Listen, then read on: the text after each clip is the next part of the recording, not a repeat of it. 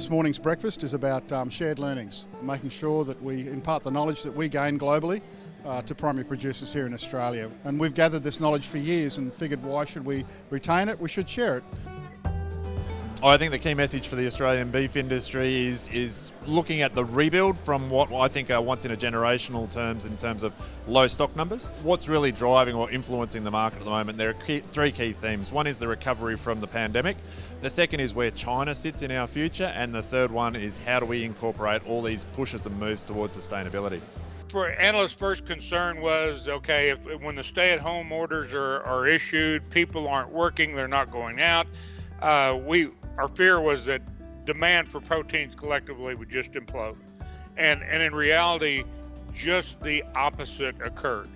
Consumers were eating at home, but for an entertainment sake, they were buying much higher quality products. So our demand for high-end middle meats throughout this whole ordeal has been unprecedented.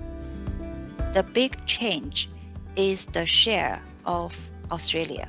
However, the current issue is that Australian beef is so expensive, so importers have to shift to other origins. And recently, China just announced that more U.S.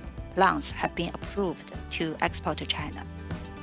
Behind some of these issues sitting in the background, there's also a very active and an increasingly active conversation around sustainability in global beef supply chains. So there are management practices and technologies that we're familiar with, and a lot of them can make a difference, but we've got to figure out, if we're going to use these things, to think about this in terms of how we add value to our business. We've got to think about the rationale that we have with every other thing that we do, which is what I invest in, what I change is all about driving productivity returns. And in this case, at the same time, about reducing emissions. Prices are phenomenal, very limited cattle supplies, so we believe prices are going to remain firm at least through the course of this year. Rabobank sees the beef industry in a positive light. At the present time, it's very difficult not to see that. The industry is strong and it's supported by very strong networks in Australia, but we're certainly on a high at the present time as the herd rebuilds, and we look to the future to hope that that's sustainable.